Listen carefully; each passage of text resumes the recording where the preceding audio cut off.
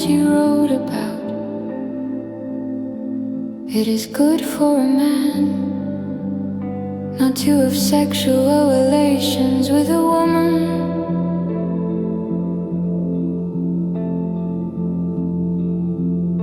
But since sexual immorality is occurring,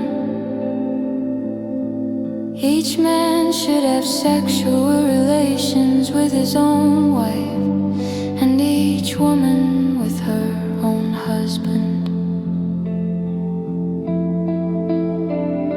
The husband should fulfill his marital duty to his wife, and likewise the wife to her husband. The wife does not have authority over her own body, but yields it to her husband in the same way. The husband does not have authority over his own body, but yields it to his wife.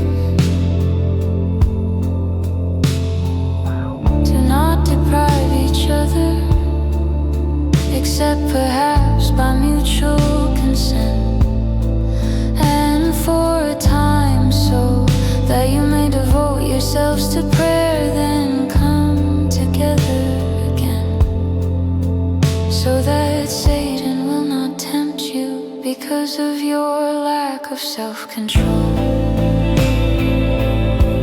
I say this is a concession, not as a command. I wish that all of you were as I am, but each of you has your own gift from God. One has this gift, another has that.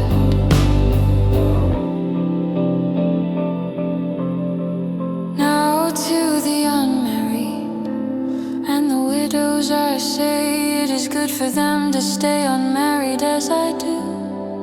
But if they cannot control themselves, they should marry, for it is better to marry than to burn with passion.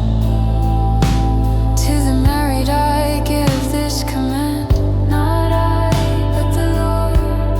A wife must not separate from her husband, but if she does, she must remain unmarried, or else be reconciled to her husband.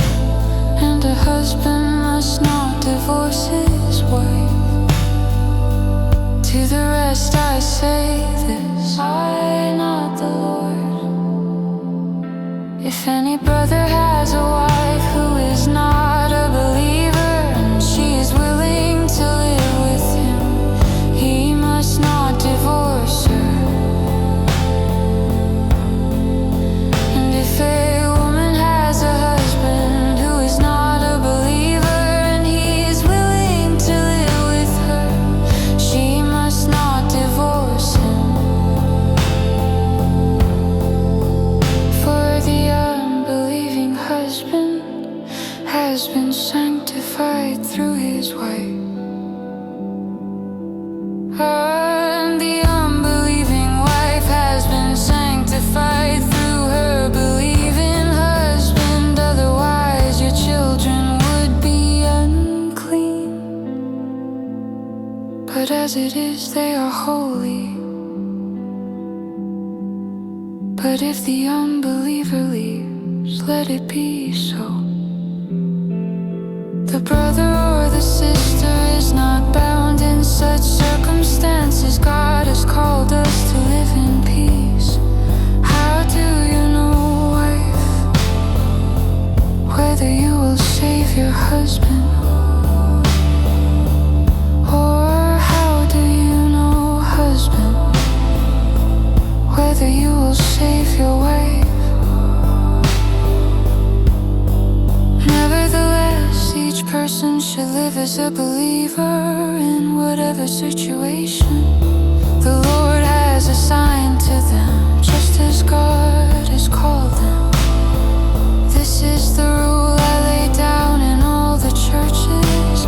Was a man already circumcised when he was called?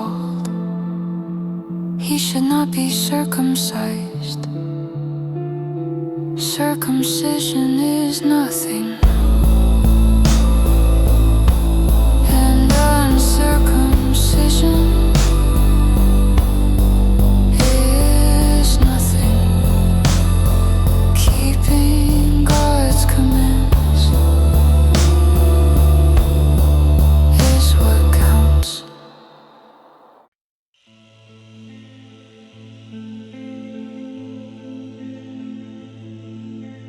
Each person should remain in the situation they were in when God called them. Were you a slave when you were called? Don't let it trouble you, although if you can gain your freedom, do so. For the one who was a slave, when called to faith in the Lord, is the Lord's freed person. Similarly, the one who was free, when called is Christ's slave. You were bought at a price. Do not become slaves of human beings. Brothers and sisters, each person as responsible to God should remain in the situation they were in when God called them. Now about virgins I have no command from the Lord, but I give a judgment as one who by the Lord's mercy is trustworthy. Because of the present crisis, I think that it is good for a man to remain as he is. Are you pledged to a woman? Do not seek to be released. Are you free from such a commitment? Do not look for a wife, but if you do marry, you have not sinned. And if a virgin marries, she has not sinned. But those who marry will face many troubles in this life, and I want to spare you this.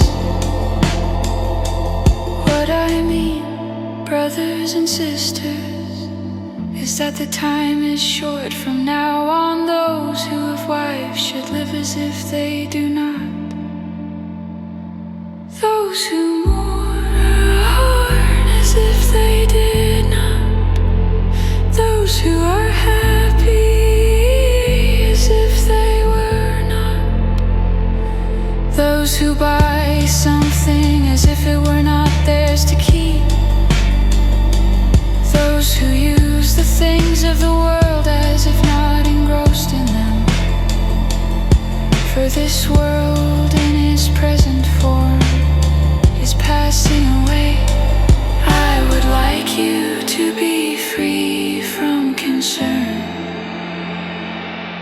An unmarried man is concerned about the Lord's affairs, how he can please the Lord. But a married man is concerned about the affairs of this world,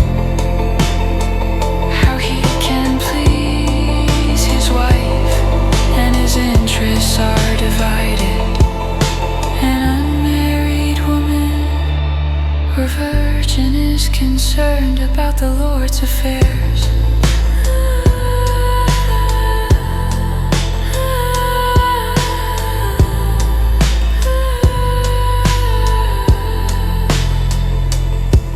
Her aim is to be devoted to the Lord in both body and spirit.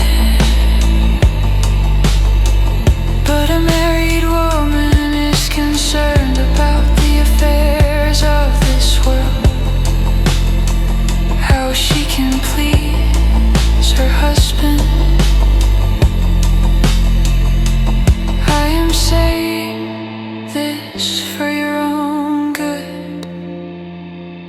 to restrict you, but that you may live in a right way in undivided devotion to the Lord. If anyone is worried that he might not be acting honorably toward the virgin he is engaged to, and if his passions are too strong, and he feels he ought to marry, he should do as he wants. He is not sinning. They should get married. But the man who has settled the matter in his own mind, who is under no compulsion but has control over his own will, and who has made up his mind not to marry the virgin, this man also does the right thing. So then, he who marries the virgin does right, but he who does not marry her does better. A woman is bound to her husband as long as he lives, but if her husband dies, she is free to marry anyone she wishes, but he must belong to the Lord. In my judgment, she is happier if she stays as she is, and I think that I too have the Spirit of God.